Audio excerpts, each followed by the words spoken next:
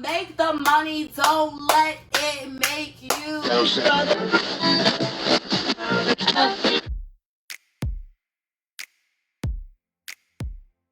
Hey guys, welcome to another video. Please get your popcorn, get your hot dogs, get nachos, whatever you do when you're watching your favorite TV show, whatever, and just sit back, relax, and yeah. And while you're at it, please don't forget to press that subscribe button and also press that bell button so you are notified every time I upload a new video. Also, please don't forget to follow me on Instagram. I will have it linked down below. Let's get straight into this video. So as you can tell by the title, I'm going to be talking about how I moved out at 18 and became a stripper. So yeah, you guys, I'm pretty much going to be talking to you guys about my experience. While I'm talking about giving you guys my experience, I'm going to be also giving you guys advice about things I just really wish somebody would have told me about when I first went in the industry, and things I could have avoided, mistakes I could have avoided, you know, making if I would have known. I'm going to tell you guys first how I became a dancer, what made me want to become a stripper, because I don't think any normal person just wakes up like, I'm gonna start being a stripper today. Yep, I'm gonna go to the club, you know. It's always like a weird story behind it. So I was in college at the time. It was my sophomore year. I needed a part-time job. I mean, if you're in college or you're going to college, whatever, you know, it's really hard to hold down a job while you're in college. I think I tried to work at like several different retail stores while I was in college, and it was really hard because you have all types of different hours. You're not on this, you know, even if you are on a schedule, it's just really hard to focus. I was on Craigslist, and I remember everything like it was yesterday. I was on Craigslist, and I think it was a Tuesday. I was on Craigslist. I remember the day and everything. It was a Tuesday. It was like October, and it was like and I was just ready to have a job. Like, I was tired of like eating ramen noodles, you know. I just really wanted a job. I wasn't allowed to have a job in high school. My parents wanted me to just focus on school. And now that I was grown, I felt like, you know, I want to start putting money away. I already had a car, so it's not like I needed a car. I wanted to move into my own place. I just had a lot of goals in mind that I wanted to achieve, and I just felt like I needed a job. So I went on Craigslist, and I was looking at like different gigs, restaurant servers and stuff like that. So something popped up, and it was about being a shot girl. Like, this club needed shot girls and, you know, stuff like that. I think it was like they needed entertainers, shot girls and everything, but I was going to be a shot girl. So the post was on Craigslist was kind of sketchy. Like, it was like sending your like 3 pictures or something like that, and like we'll call you to come in or whatever. So I sent in like 3 random pictures. They gave me a call the next day. So when they gave me a call, they were like, we want you to come in, you know, we want to see what you look like and stuff like that, and will you be like available to come in? So I was like, yeah, you know, I'm available to come in. So I'm thinking I'm going in to be a shot girl, y'all. This is all that's on my mind. It was on Craigslist, and you know, they got the Craigslist killer, or had the Craigslist killer. Like, I was not about to go by myself. Like, you know what I'm saying? Like, yeah. So I asked my little sister, I was like, will you please come with me? You know, I'm going to this club or whatever, and I'm scared. Like, first of all, I didn't know if the post was real, you guys. The ad was real. Like, I was scared it was like some old guy in his basement. You know what I'm saying? Like, I had never heard of this place, and you have to be mindful. Like I said, they got the Craigslist killer. They got crazy people out here, you know? Like, so my sister was like, I'm gonna come with you or whatever. So she came with me. They're like, we're gonna unlock the door or whatever, because you know, at strip clubs it's like blacked out. And mind you guys, like, I've never been, I was only 18. I'd never been to a strip club. Like, you know, I barely been to a club, period. I was only 18. So my sister came in with me, and you know, the manager was really, really nice. And he was like, you know, we're gonna go to the back office so we can talk and everything. I think this was like around 6 or 7 o'clock. So if you know the strip club, that's kind of around the time they start opening up and getting everything ready for their guests and everything. So me and my sister followed him to the office or whatever. So I'm looking like, this is legit, like this is a club. When we go sit down in the office, the manager is like, so what position were you applying for? And I was like, shot girl, you know, like, duh. So he's like, you never thought about being a dancer? I think you would be a really good dancer. I feel like you would make money or whatever. And I'm like, a dancer? I look at my sister like, girl, a dance? Like, we looking at each other like, girl, no. So you know, he's just pretty much nice and sweet talking to me like, you know, you'll make money. The shot girls really have to work like overly hard to make their money, you know, which is pretty true. But I didn't know that at that point. So I don't know what made me agree and be like, yeah, I'll be a dancer or whatever. I don't know what made me just agree to it, but I really needed a job, so that's probably what it was. So I was like, yeah, you know. He asked me for my ID and my social, and asked me that I want to, you know, could I possibly work that night. So mind you, it was a Wednesday. So I was like, yeah, you know, I'll start tonight. So I went and brought my sister back to where, you know, our house, and I came back to work.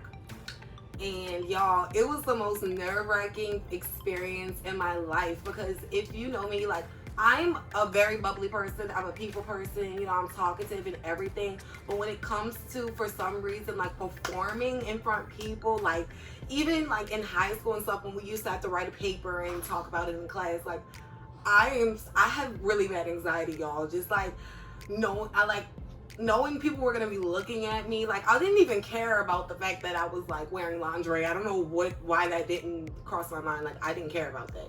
It was the fact that like I had no rhythm, y'all. Like, if y'all could see how I used to dance, like I had no rhythm. Mind you, I'm from New Orleans, and bounce music is a really big thing. I didn't even know how to shake. Like, I didn't know how to twerk. I didn't know how to do none of that. All the dancers who are watching this may know there are regulars at the club. So there are regulars that, you know, have certain girls that they tip and talk to, but there are also regulars who are just regular customers. They're always there, you know. So there was a regular that was there that night, and he was sitting at the table with another dancer. And they were like, they could tell, you can tell when somebody's new. You know, they look scared, like, you know what I'm saying? So they called me over to the table, and I was like so nervous because I'm like, oh my God. Like, I've never been in the strip club, so I don't know how this goes, you know? So like, they were like, you know, we see it's your first night. Like, they were kind of just like not giving me the ropes, but just kind of telling me like, you know, you just have to talk to people. Like, you don't have to really know how to do pull tricks yet and everything. I think I made about $200 and something. I know I made like a good amount that I was like, oh my God, like how did I make this? But it was really just off that regular customer. From what I can remember, he was a really big money spender. He was that type of regular. Like I said, there are different regulars.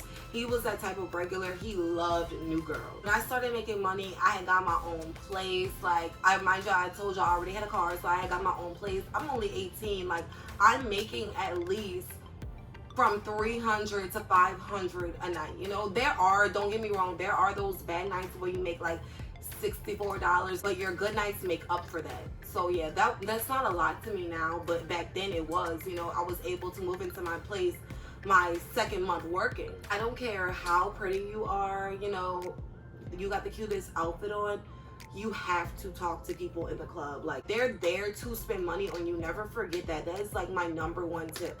Never forget that those customers are there to spend money on you. So even if they're very introverted and shy, a lot of men go to those clubs because they're scared to talk to a woman and approach a woman in real life.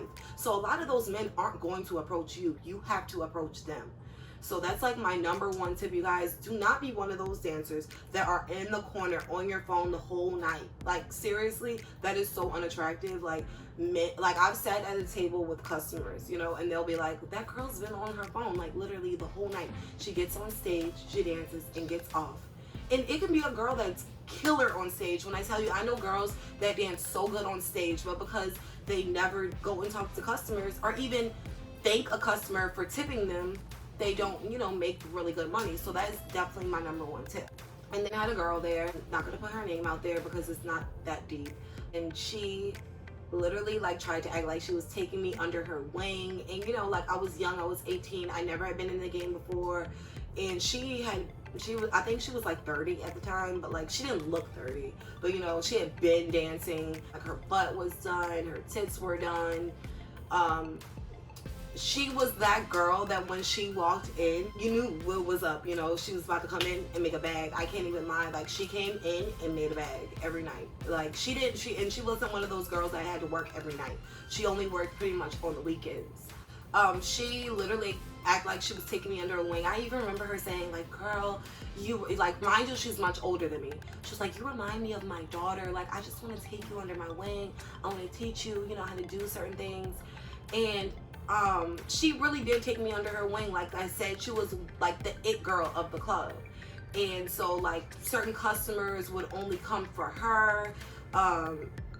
And when she took me under her wing, you know, she would bring me in the VIP section with her and certain customers. And I loved it because, you know, I only really had to just sit there. Like she would do all the talking and I would make money with her. You guys, this girl literally went from being like my mama bear to being my biggest hater in the club. Like when I tell you my biggest hater, remember I told you she was taking me under her wing. So I noticed she was that type of person that she was cool as long as you were making money with her. But once you started making money without her, she was not cool with that. And I'm looking back at it now, being 25 and being much older, I realized it was pure jealousy. What really had me shook was the fact that, like I told y'all, she had been in the game forever. She had all these regulars. Like, even if the club was dry, if she came in on a Wednesday night and called people in, it would get automatically packed. So I'm like, why is this girl acting like this with me? Like, I'm new. Like, it's not like I'm making thousands of dollars that she's making every night. And I didn't realize she felt threatened by me. She noticed I was getting so good on the pole, you guys. I will have footage of me on the pole, like somewhere in here. I will have footage. I was making money. Like she probably looked at it like, wow, this girl is about to take my spot. She just felt like as long as she was in control, it was almost like she could be in control of how much money, you know, you would make. So not only was she telling people that I was stealing her pole tricks, she was telling customers not to tip me. She was just being really, really petty, you guys. And it was to the point where I would feel so uncomfortable to go to work because all I wanted to do was go to work, make my money, and go home. Like, she was trying to get the dancers to go against me, like everybody in the club. And that club was such a small club that even the customers were considered family. You know what I'm saying? Like, they had been coming to that club for so long and knowing the people that were working there so long that it was like a big family in there. So if a few people knew your business, everybody freaking knew your business. Like, everybody.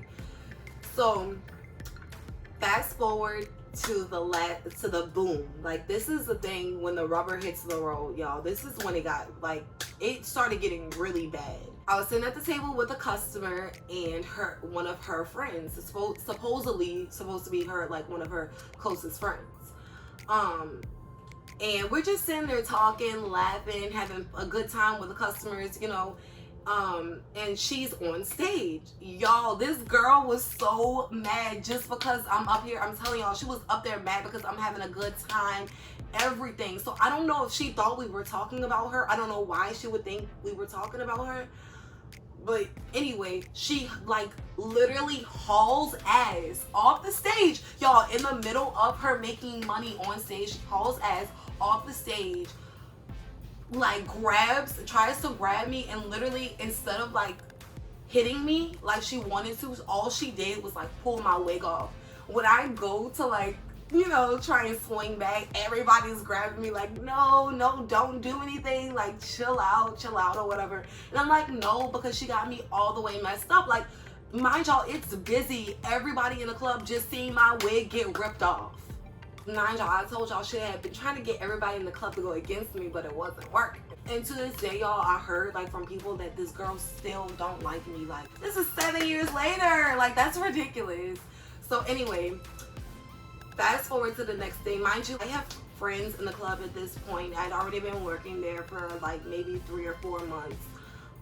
So I had, like, you know, a girl that I was really, really close to, and I'm still cool with her now. Hey girl, I don't even want to say her name on camera because, like, you know, some people don't want people knowing their names. But I'm gonna DM her and tell her come watch this video because she gonna be like, girl, like, yes, those were the good times, y'all. We used to have so much fun. But anyway, she was another person that didn't like the girl. Like, she was never close with the girl. She had been like the girl out, like how bigoted she was. Like, she thought she ran the club. Mind you, there are clubs where they have girls like that, but you do not run the club. We are all in here for the same reason. We all trying to get a bag. Yeah, we're not all gonna make the same amount of money, but we're all in here doing the same thing. If anybody was better than the next person, you wouldn't even be in here doing the same thing I'm doing, period. So yeah, you guys, fast forward to the next day. We were waiting on a call from a manager because in that club there's no fighting. Like, it doesn't matter if you didn't initiate it. If you participated, you were likely to get fired. Even though I didn't initiate it or anything like that, I was still in that mix. And mind you, she had been dancing there for like years. So I felt like, if anything, even though I'm new and I didn't initiate it or anything, I just felt like they were gonna fire me because they were gonna be on her side. The girl who I was really close with, I was told by her, like, we don't know what's gonna happen because, you know, like, they always pick her side. When something happens, they always pick her side. So I was so scared, like, oh my God, I'm gonna lose my job. I've been making this good money. I moved into my apartment. Like, what am I gonna do? So the manager calls us the next day, me and the girl, because I slept at her house that night, and was like, yo, like, I'm gonna get rid of her. Like, this is too much. Like, even, like, the thing is, you have to realize, you guys, because she called so many customers in there, it was almost like she really brought the money in the club. And that's what they have to look at. Like, she brought a lot of the money in, you know, customers in there. So they felt like if she wasn't there, what if all these customers leave, you know? So I understand where they would have been coming from if they wouldn't have fired her. But they fired her. She came back for her birthday. Y'all, oh my God, it was so petty. She was trying to be so petty, but I was like making money, so like I didn't even care. If you run into somebody like that, like that's trying to take you under their wing at the club, in my opinion, I feel like you can do it by yourself. You don't need somebody to tell you you have to do this, this, and that. Like, it's kind of self-explanatory. Like, it's like any other job. You know what I'm saying? Like, no, you don't get trained for it. But I feel like if you pay attention to the way other people move, and there's plenty of videos on YouTube to how do I start dancing. Like, you don't have to depend on those girls in that club, because in my opinion, you are not there to make friends. It's a business. It's just like any other job. You are there to make your money and go home. So that brings me into my next tip. Make the money. Do not let it make you. Like, you guys, you don't know how many times dancing I've had dancers come up to me, like new dancers, and be like, girl, like, this guy I just went into the lap dance with was trying to touch me all over. You do not have to do anything that you are not comfortable with. That is not the job. We are not prostitutes. We are not porn stars. Like, we are not none of that. Your job is to solely entertain and entertain only. I tell my customers, sit on your hands, no touching, you know. Dancing is not a career. It is literally something to boost you up to get you to that next thing. And there are also all type of roles. You can be a shot girl, you can be a door girl, and you can be a bartender, and you can still make the same amount, if not more, than the dancers make. So yeah, you guys, it's not a career. It's something that literally you use to invest in something else. If you know you want to start dancing, make a plan, develop a plan. Like, I'm gonna dance for X amount of months or X amount of years. Like, but don't do it. Don't look at it like, oh, this money coming in and I'm gonna be doing this forever. You can't do it forever. Literally, you have to save that money. Just like this virus is going on right now. That's why it's good to save your money from the club, because you never know what life is gonna throw at you. You never know what's gonna happen. That brings me to my last subject for you guys, and that's pretty much how to make money. I'm going to do an actual video, probably with a couple of the dancers, like my friends from the club, with like how we make money and how do you make, you know, a bag and everything. I'm pretty much going to tell you guys like the gist of it. Your appearance is everything. When I tell you your appearance is everything, from your nails to your makeup to your hair down all the way to your toes. Your appearance is everything. When you step foot on that floor, you are not you anymore. You are this person that you are trying to sell. You are trying to sell a fantasy. So you cannot be you. You cannot be plain. Even if you can be beautiful. I'm telling you, you can be beautiful with no makeup on. But I feel like when you're stepping foot on that floor, it's just like a job at Hooters or Twin Peaks. Those customers notice stuff like, they notice if your toes aren't done. I promise you. They notice if you have a couple of missing nails. They notice if your edges aren't laid. They notice stuff like that. So just make sure you are on your P's and Q's with your appearance. It definitely does matter. You have to invest in yourself. And secondly, with your appearance, y'all, please do not be one of those dancers that has like one or two of the same outfits. Even if it's your favorite outfit, that's beautiful. It could be your favorite outfit, but get other outfits. There are sites, I will link them down below, where you can get very inexpensive dance wear and shoes from, where you do not have to spend like a bunch, because shoes are pretty expensive and sometimes so is dance wear. I will link it down below, you guys, because customers also pay attention to that, especially regulars. Like, I've had regulars I'm sitting with and they'll be like, she's such a good dancer, but every time I come in here, she's wearing the same outfit. And even though you're cleaning it, you know, they're seeing you wear it every time they come in. So it's in their head like you're dirty, you know? The way you present yourself and the way you carry yourself speaks volume in that club. Presentation is everything. What you talk about is everything.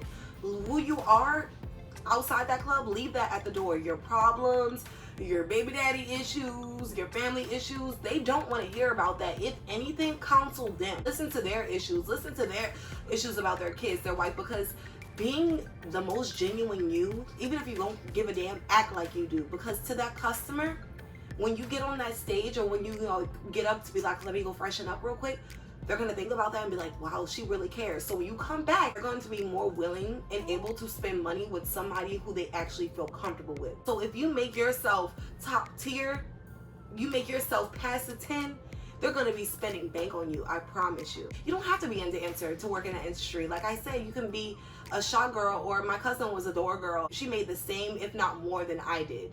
So, you know, it's not about what you do, it's how you do it, how you carry yourself. And you can make money being a dancer, and you can definitely make money being a new dancer, because I promise you, those customers love new girls.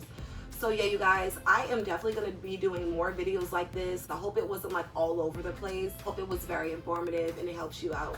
So yeah, you guys, don't forget to give this video a thumbs up if you enjoyed it, and don't forget to subscribe to my channel and press that bell button so you are aware every time I upload my channel with a new video. And don't forget to follow me on Instagram. Thank you guys so much for watching this video, and I'll see you guys in my next video. Bye guys.